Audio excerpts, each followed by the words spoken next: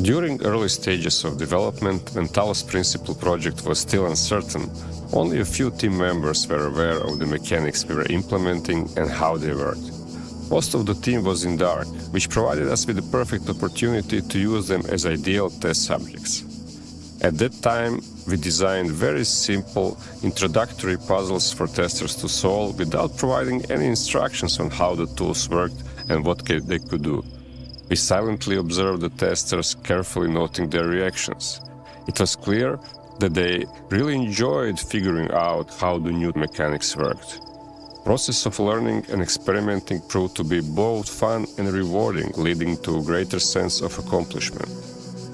Encouraged by this feedback, we decided not to include any tutorials in the final game. Instead, learning and experimenting become an integral part of the gameplay, allowing players to discover and learn without unnecessary hand-holding.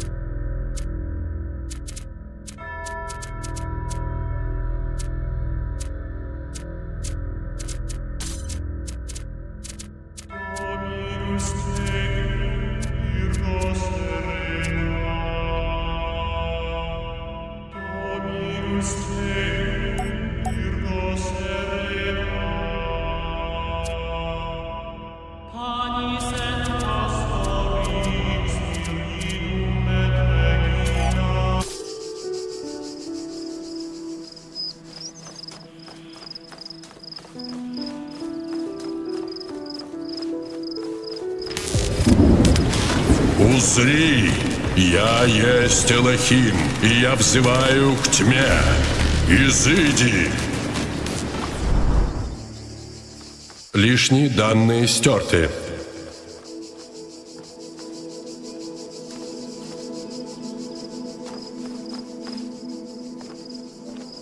We never really wanted to tell you how to use any of the mechanics. We wanted to skip the tutorials as much as possible, because they rob you of the discovery and exploration of the mechanics.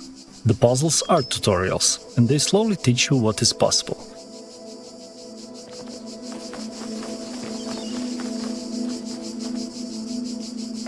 So one of the reasons that the game is structured in the particular way that it is because what we're aiming to create is a form of dialectical storytelling.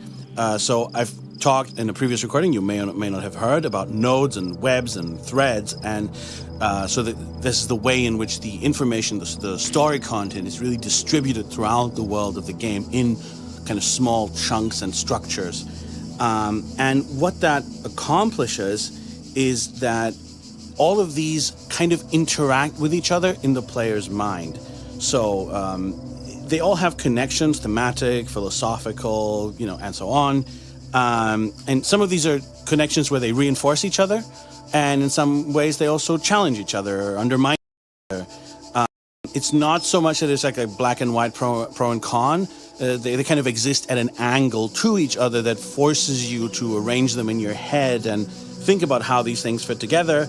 And you as the player then have to think, and you have to accept some and reject others and kind of try to arrange them in your head in a way that makes sense. And ultimately, you should synthesize your own set of beliefs out of these. And that is something that is uniquely possible in the video game medium because it allows us to structure information in three-dimensional space in this particular way. And it's not linear as a novel would be, for example.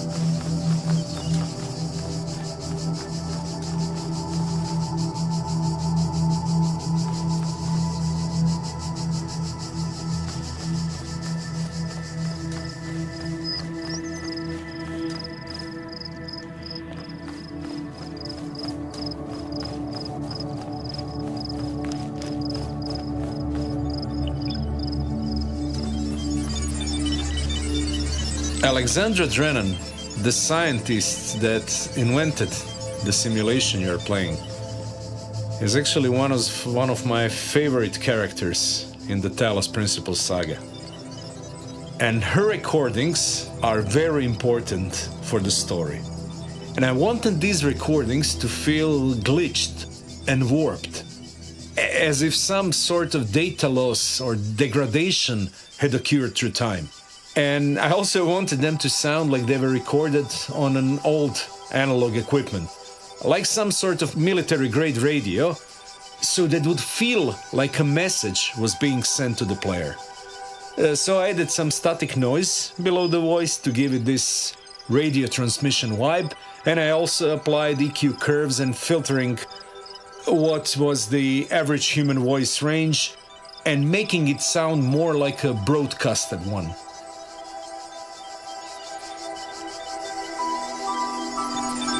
Ответ, который приходит мне в голову снова и снова, это игра. У любого общества в задокументированной истории человечества есть игры. Мы решаем проблемы не только когда это необходимо. Мы делаем это ради забавы, даже будучи взрослыми. Оставь человека наедине с запутанной веревкой, и он ее распутает. Оставь человека наедине с кубиками, и он что-нибудь построит. Игры – тоже часть того, что делает нас людьми. Мы смотрим на мир как на загадку, головоломку, потому что способность решать проблемы у нас в крови.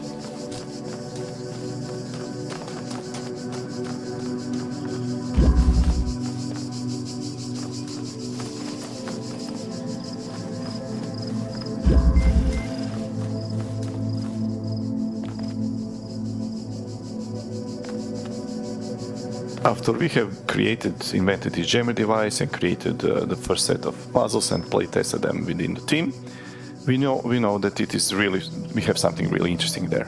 But we also knew that we needed more stuff. We needed additional devices to expand the gameplay.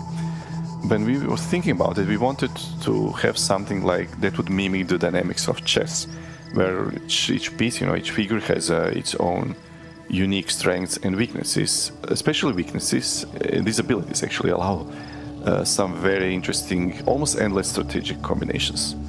So we set up on a search. We started searching for some new, interesting gameplay elements. The breakthrough actually came with the introduction of connectors and the energy lines. And the idea struck me when I saw my son playing a very, very simple mobile game where the goal would be to connect differently colored dots through a maze. So there was a maze, you had like 2 red dots, 2 yellow dots, and 2 blue dots, and you would connect them through the maze.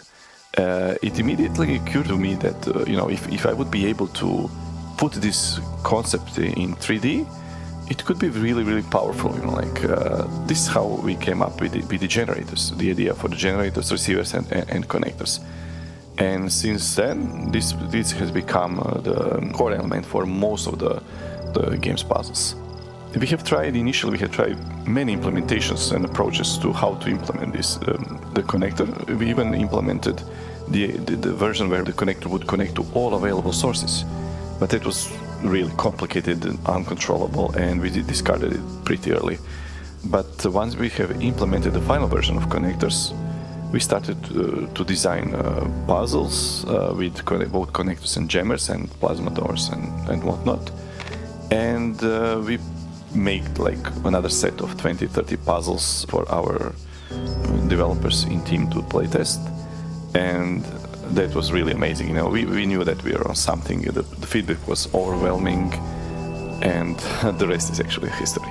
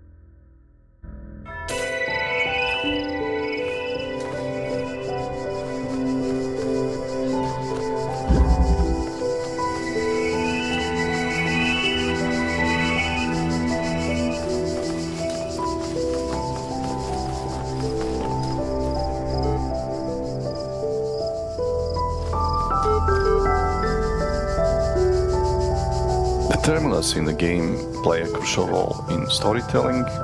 They serve as a vehicle for the story. So it was very important for us to, kind of encourage players to interact with the terminals and try to dig some hidden narrative treasures there. We wanted to signal, whether the terminal's content has been fully explored or there is something new, and we needed a clear visual and audio cue for that. We achieved this with assigning almost irritating audio prompt and the ASCII animation of the blinking eye. So during one particularly creative night shift, I recorded a close-up of my eye blinking in the movie, and I extracted several frames, processed them in Photoshop, converted them from the pixel art to ASCII, so it would be, appropriate to the style of the terminal. And this ended up to a so-called Milton Eye. That animation became almost an iconic symbol for the game, and even made its way onto the back of our Talos Principle t-shirts.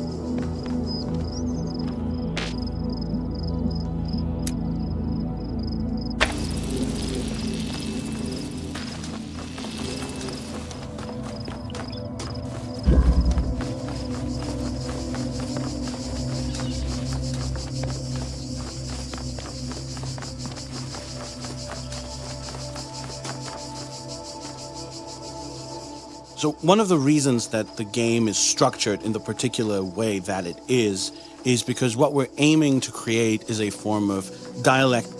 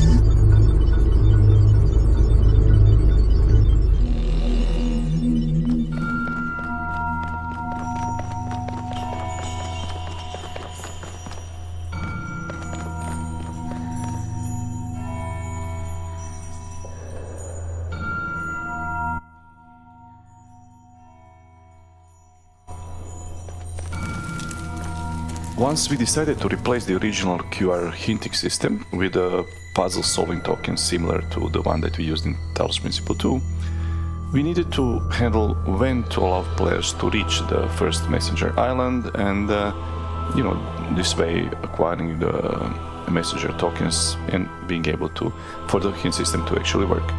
But it was not appropriate for players immediately after exiting the first cluster and then reaching the temple for the first time. It was not actually good. It didn't feel well for players to be able to just go straight up to the messenger island, get to know those strange messages, would not know what is it all about, and also not being able to solve the freedom messenger because that tower needed some complex mechanics that would open in the B world or C world actually.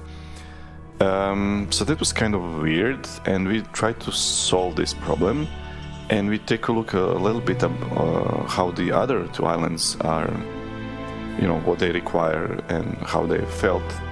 We saw that the third island that was in the original game accessible from the medieval temple, from the church, we saw that it actually uses very simple Tetromino ranges and that it requires only connector mechanics to be unlocked for the messenger to be freed. So we decided to swap the first and the third messenger islands, and we got what we wanted. Actually, we wanted the players to get to the island only after all the mechanics needed to solve the messenger would be available. And it would not be immediately in the game, and it would not even be too late in the game. So somewhere in the middle, around the middle of the first episode of the World A, players would be able to get tokens and help them solve some of the puzzles that they would have problems with later in the game. And we really thought that this is a good improvement compared to the first game.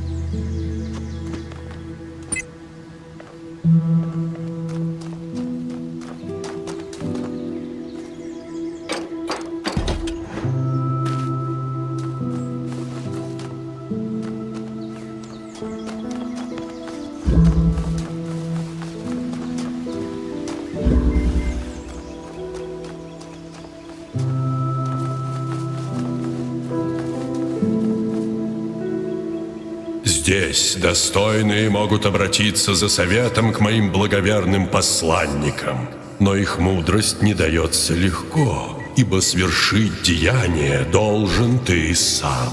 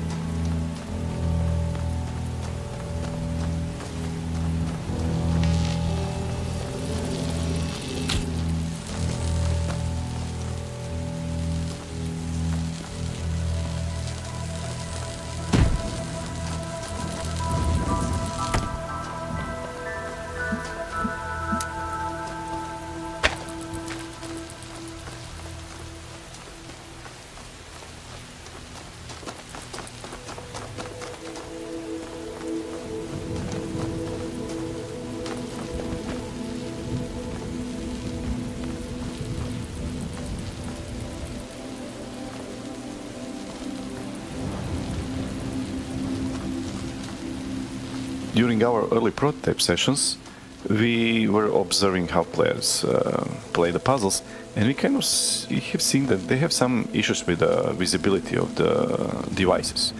Sometimes they would not be able to spot a device in the labyrinth because the environments, the backgrounds were like noisy, busy, just like ivy or just a brick wall, and they wouldn't notice the device. That was really a problem for us because it clashed with our main design goal, and that is always to provide a seamless, enjoyable core gameplay experience. We never make any compromise with the core gameplay loops.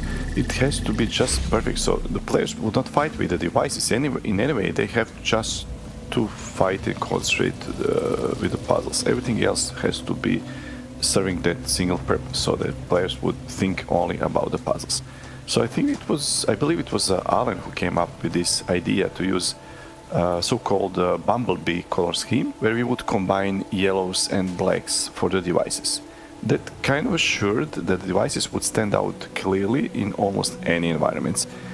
Sometimes you would see yellows, sometimes blacks, it really depends, but they would stand out. And we kind of took this inspiration from real-world industries, where many tools and equipments often uses the same color scheme for better visibility. Once we have colored our devices using this bumblebee color scheme, we never had any problems. We never observed again that players have hard time finding the devices in the environments.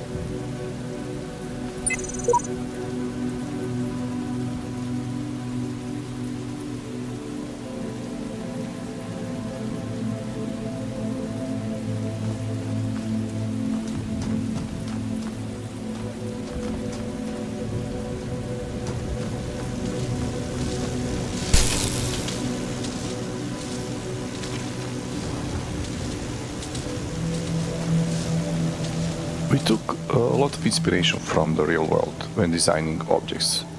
The terminals, they were made to resemble very early personal computers from the 80s. For example, jammer and connector, they were influenced and inspired by geosurvey tripods. The mines, both black and white, they were based on some real military naval mines, and other elements like elevator buttons, fans, QR codes, and objects that are hidden in secret areas. they were either replicas or were heavily influenced by real-world items.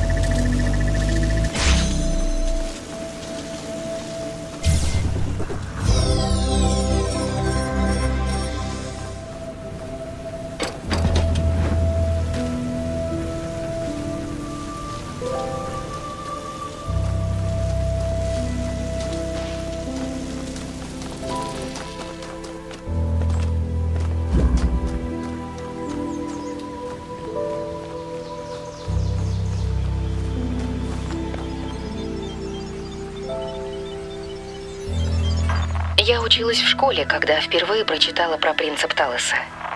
Думаю, тогда это меня взволновало, заставило слишком остро ощутить свое тело как физический объект, осознать материальную реальность мозга. Поначалу мне было не по себе от этих мыслей. Однако, я думаю, что в конце концов это помогло мне понять, насколько люди хрупкие и насколько они важны. Такие мысли о мире не очень обнадеживают, но лучше смотреть правде в лицо, чем лгать себе.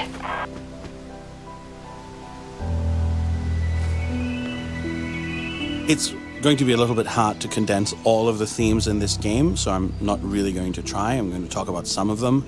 The idea from the beginning was to create something very rich and sort of elusive that could be interpreted on a lot of levels and that had many connections, kind of reaching out into the world of philosophy and art and literature, and that would, allow you to immerse yourself and then maybe also seek out some other things, and that would just give you this feeling that you're surrounded by all these ideas.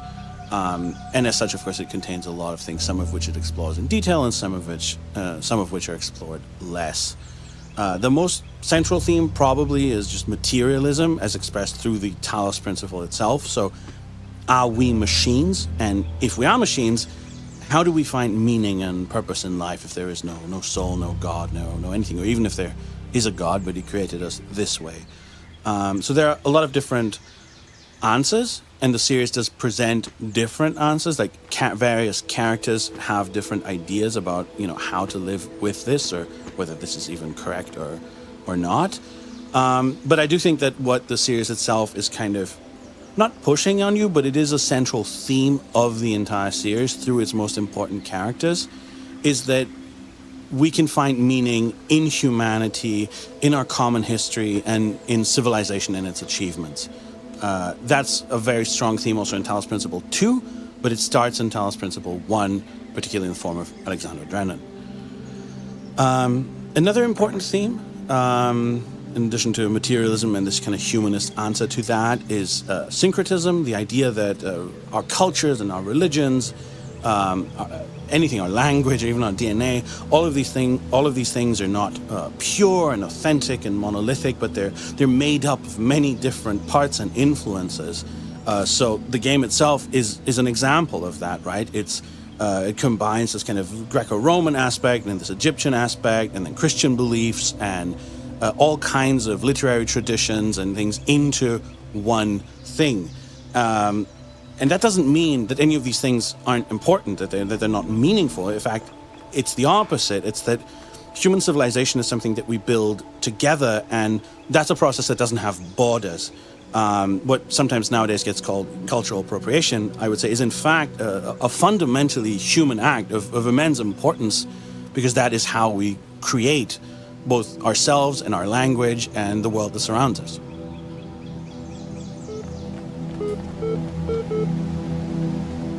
So what strikes me about Croteam's initial narrative design pitch is really how good it is and how close to the final game it is. Really, all of that stuff that they had in mind before I came on made it to the final game. So full credit to Croteam on that. They really did half our jobs Boris on this. And I mean, I shouldn't give them too much credit. Like, I always say half the success I've had in my career is because I picked the right games. And as soon as I saw this email, I was like, I was very lucky to receive this email. They want to do some cool things, and I can do some cool stuff with it. The graffiti is something that Crow Team was always pushing pretty hard, and it was, I think, the last thing we did as writers in the whole game. I think neither of us were that keen to do it, but I actually enjoyed it once I started doing it. I did, I think, probably 2/3 of those, and it did become fun. But it's challenging when you're writing like a lot of different characters with only short little bits for each one to really capture a thing. But what Crow Team knows, I think, is and they said exactly the same thing. We went through the same process on the second game. Is you need layers of narrative. You need the terminals, you need the voice, you need the graffiti. So there's always something different around the corner. That's very important in these kinds of games. The other thing I noticed is how I'd totally forgotten. You know, it's now like more than 10 years later. I'd forgotten how much of Milton really existed before I came on. The idea of this computer terminal that's sort of psychoanalyzing you and asking you questions and reflecting your choices back at you and confusing you and so forth. That was already there. I think I certainly made it my own. I think my Milton would never agree that anything was a compelling argument for a theory. So I did make him my own, but yeah, that plan was already there. And the other thing I noticed is that quite a lot of the key stuff that Jonas did isn't in this design, funnily enough, although I think he better understood and better cohered to what Crow Team wanted to do than I did. The stuff that he did, writing Elohim and Alexandra and so forth, the voice stuff, that wasn't in the plan, and he really wanted to do that voice stuff. I really didn't. I was quite excited to be doing dialogue trees, and he brought that all himself, and you know, there would be no Talos without Jonas, or certainly not as successful and heartfelt and special as it is.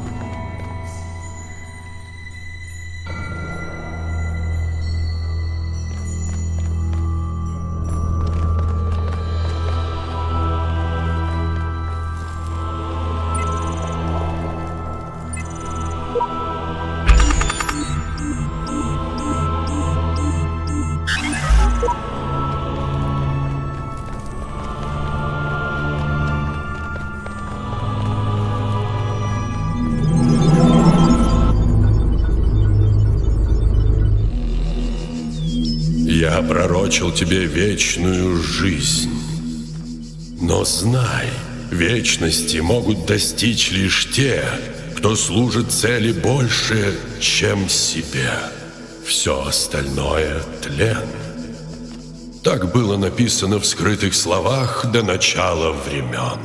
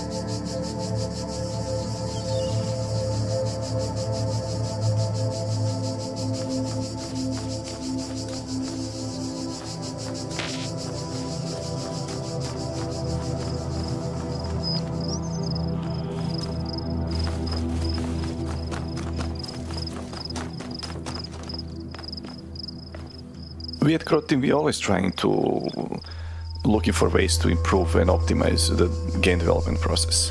And when you get to the end of finishing the game, that's the time when the most consuming period, but very, very important task at the end of the game production is to test the game, notice and report bugs, and then solve the bugs. And to make this process easier and very efficient, we developed this system that we call the World Bug System, or VBS in short. The testers are playing the game, they kind of spot some bugs, some issue like floating stone or problem with mapping or I don't know, maybe a location of where players could exploit or something like that. And at that moment they're able to press a button, the pin would appear in front of them, and they're able to describe with words what they are seeing, what is the issue is about and stuff like that. So that would get synced to the editor. So on the other side of equation, the level editors, for example, would load the level, would see the list of reported bugs, pins, 3D locations where the bugs were spotted, double click on them, and they would be immediately brought to the location where the reporter actually wrote his description, and they would be able to see, what this issue and bug is about. And they would easily solve the mapping, floating stuff or whatever there was described, and mark the bug as solved. And this process turned out to be a huge help, like making bug reporting and fixing faster and more straightforward and enjoyable for everyone in the team.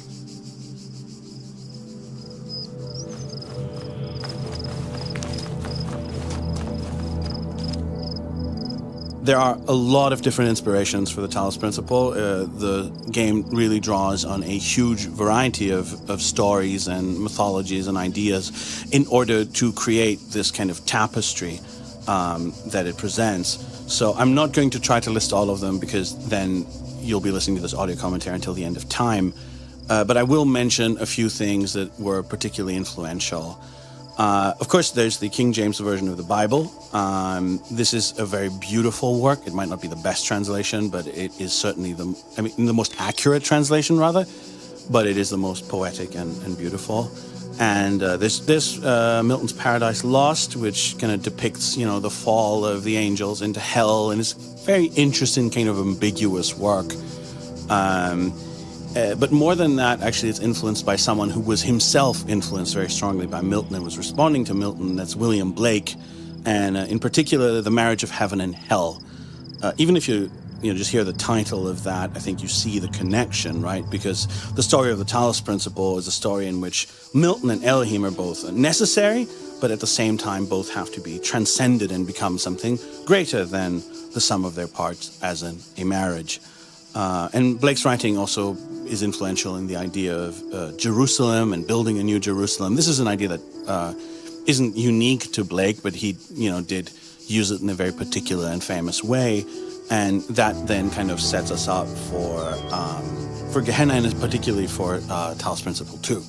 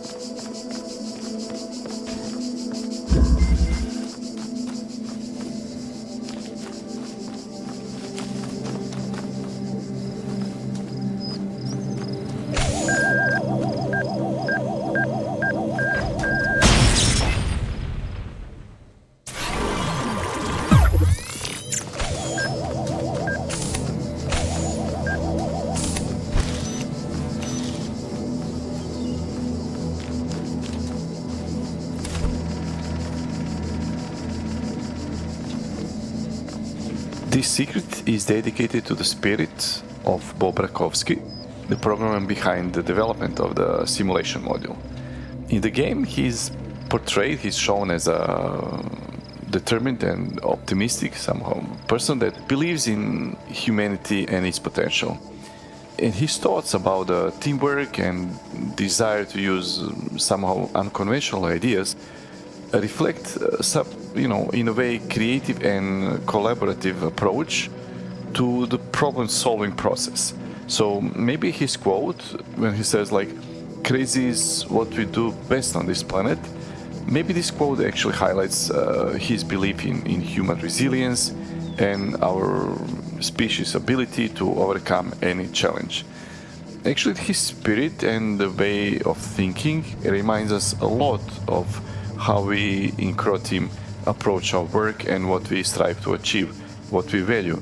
So stuff like being crazy, being very optimistic, determined, and the teamwork, those are the values that we really, really appreciate and cherish within the Crow Team.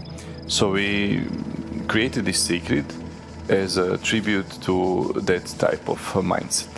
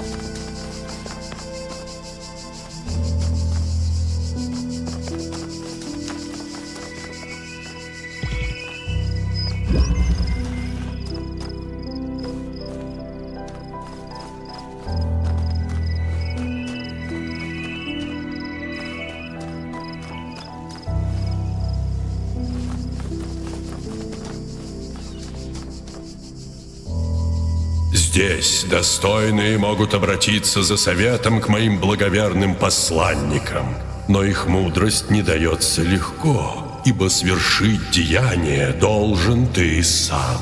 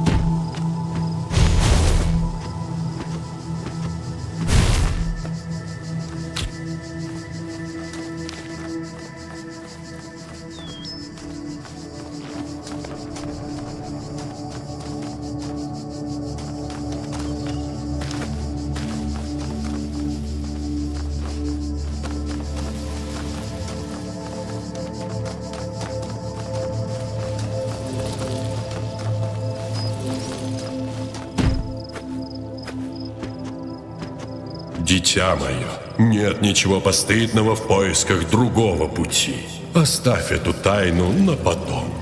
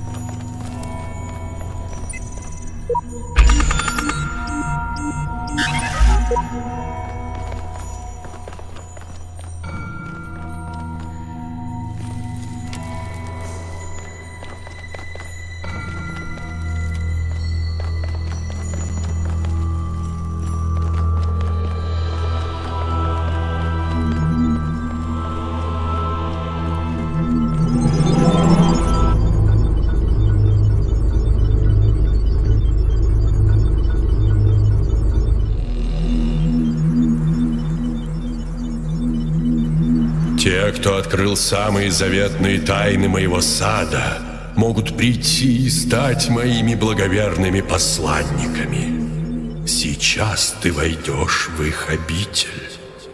Почитай их, ибо служение их рождается из любви, что сильнее смерти. Этой любовью окружен и ты.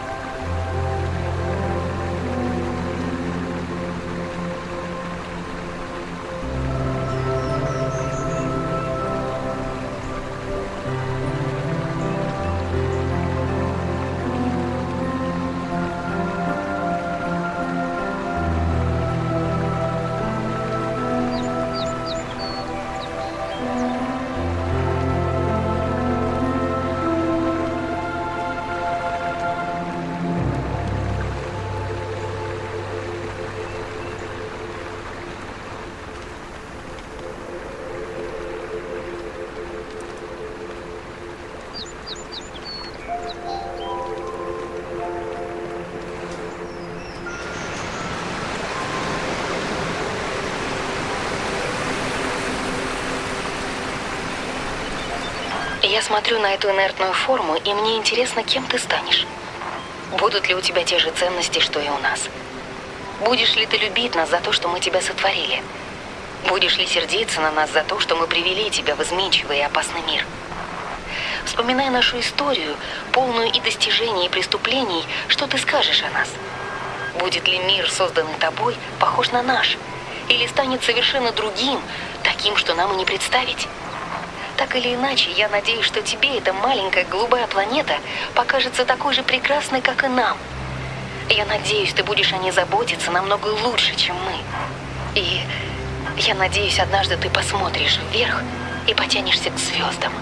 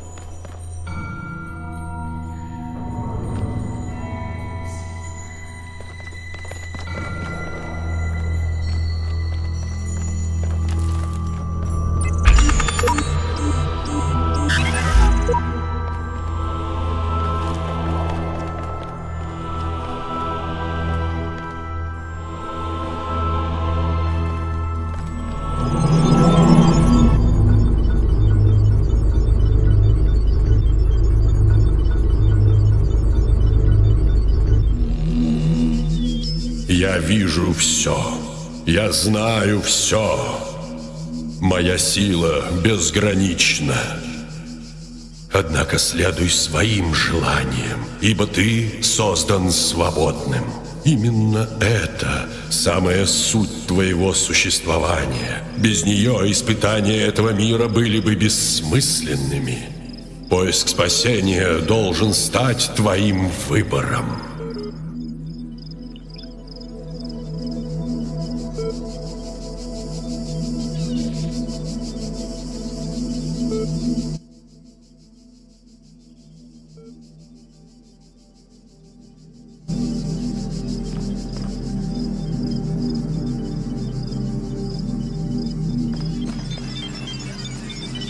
Когда я училась в 9 классе, мы с родителями поехали в Помпеи.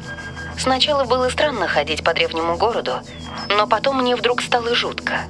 Я поняла, что иду по настоящему городу, где жили настоящие люди, такие же, как и я. У них были родители, жизни, надежды и мечты.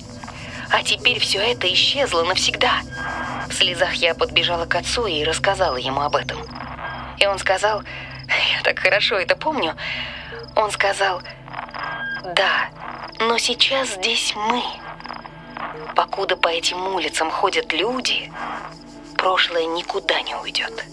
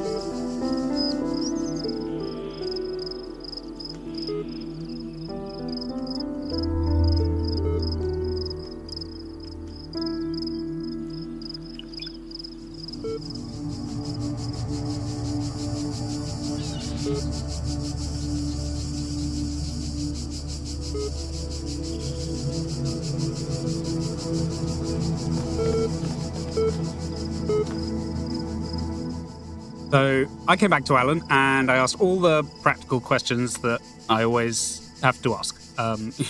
What state is the game in right now? What's the deadline? What kind of resources have we got? How much writing do you think it is? Are there any animated characters, or is it all like text and radio stuff? All those sorts of things. And I also told him what I thought, which was I thought this could be really fun and really cool.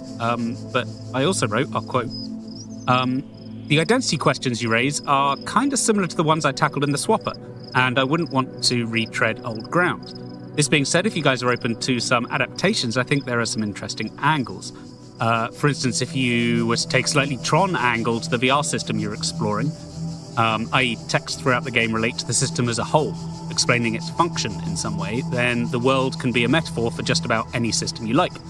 You could be exploring a political infrastructure and uncovering a conspiracy. You could be exploring a living AI brain slowly activating its personality circuits, though that sounds a bit GLaDOS. In fact, whatever happens, you should definitely check out, and this changed the entire course of the game. I said, whatever happens, you should definitely check out Infinite Ocean. It's a Myst-like adventure game which, frankly, tackles precisely the topics you're interested in a far more precise and subtle fashion than I think I ever could. And, of course, Infinite Ocean was the most recent release by one Jonas Kiratsis. Oh, and here in Alan's reply, actually, I spoke too soon in the last section when I said Jonas brought everything himself, because actually this particular idea came from Croteam. Alan wrote, by the way, we got a few more ideas today. We thought that reaching the last part of the game, the Nexus Tower, could be presented differently. Maybe the person behind the terminals or the messages or even some voices, whatever we think works best, warns you that you must under no conditions ever go to the Nexus. We could try to present the thing the way Original Sin is presented. So think about it this way. You are an AI who is being tested for his mental capabilities, but you turn out to have also empathy and free will. It can appear as if the Nexus is the tree of life. You should listen and not go there, but you cannot resist the temptation. But in the end, is that really the will of the creator? I mean, did God put the tree there because he wanted to test Adam and Eve and their obedience? Or if having their own free will was actually the final test, whether they are ready for life in the real world? So perhaps this simulation is a world where AIs are tested for both mental abilities and free will. It may appear as if free will is a negative characteristic, but in the end, maybe you realize that is the point. All the previous AIs have failed because they obeyed. They were not human enough to succumb to temptation. And then he says, but seriously, if you come up with the idea that the player should be a dwarf in an enchanted castle trying to get out, whatever, as long as it works, okay? So we go on to shoot around some ideas back and forth. And one thing that sticks out to me is at one point I say, we should be careful with images like someone holding up a bright red rose, cliche alert. And actually, I think the cat is better. And Alan replies saying, yeah, that's probably better. And a cat can be more interestingly made a central motif. It is live, moves and makes sounds. It's interactive and cute. We could make a cat in a cage the central point of the Nexus and the final goal. Now, this bloody cat idea, I mean, it was on all the posters and it's marvelous. And there was a lot of back and forth and ideas around how much the cat is in the game and how central to the game it is. But I'm glad it made it through in some shape or other. So after a bunch more back and forth, I come back with my proposal. I say, what I'd like to suggest is this. I still think that Jonas Karatzis, who did Infinite Ocean, which I linked previously, would be perfect for this gig.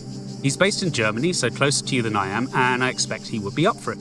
What I wonder is whether you would be open to either taking on Jonas for the role, or if he was up for it, taking on both of us as a writing team. I've never worked with him personally, but based on his work alone, I couldn't think of anyone better. Now, that's probably the smartest thing I've ever written in my entire career.